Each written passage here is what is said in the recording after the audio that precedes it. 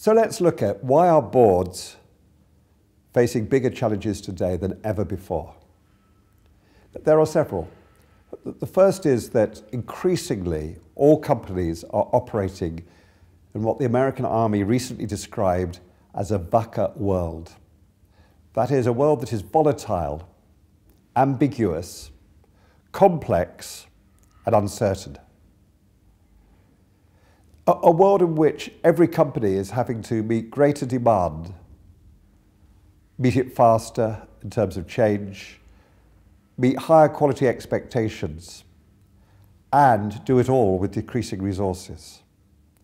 And third, we're in a world of much greater transparency, where boards and companies are constantly in the press, and what they do is noticed and reported on.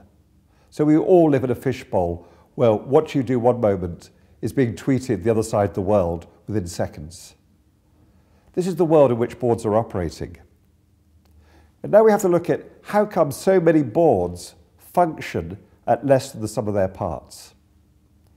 Peter Senge, who wrote a lot about organizations in America, wrote how often he would go into boards where the average intelligence was way over 120 of the people around the board table, and yet the board collectively functioned at an intelligence of only 62.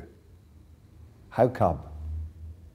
Well, one of the reasons for this is because, first of all, have we created the right diversity around the board table?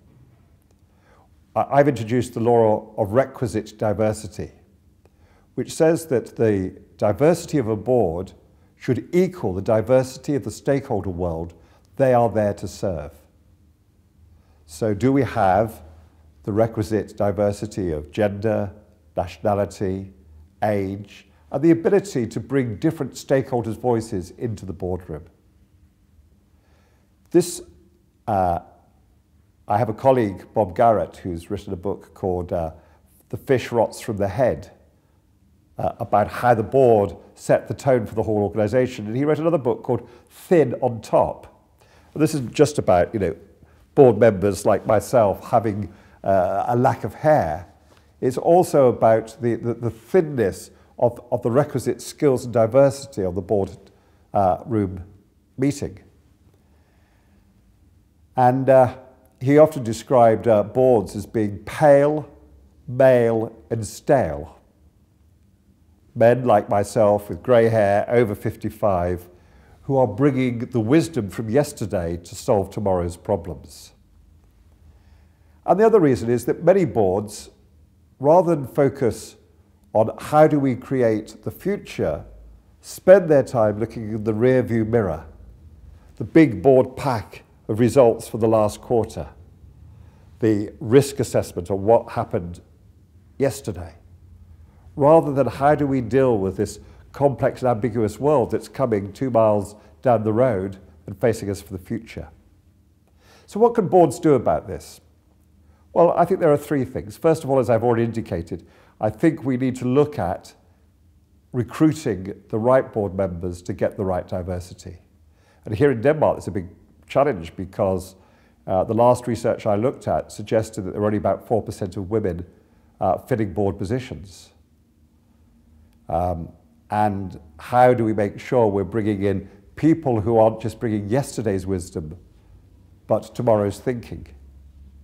Secondly, how does the board regularly do a review of its own performance? And that means that the board needs to not confuse its own performance, the value it creates, with the performance of the organization. You can have a great organization and a badly performing board. And thirdly, it needs to set for itself its own key performance indicators. What are the things it collectively needs to do to create value? And fourthly, it needs to structure its meetings in a way that speak to the different phases of the work the board must do.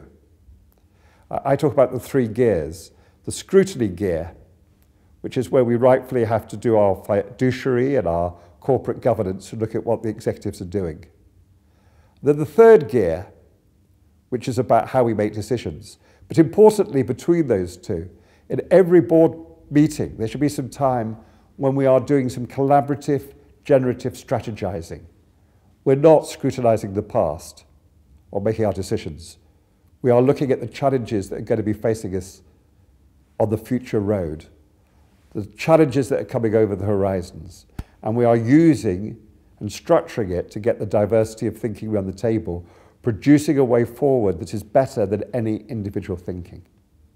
And that requires chairmen to learn how to operate these three very different processes and move from one to the other.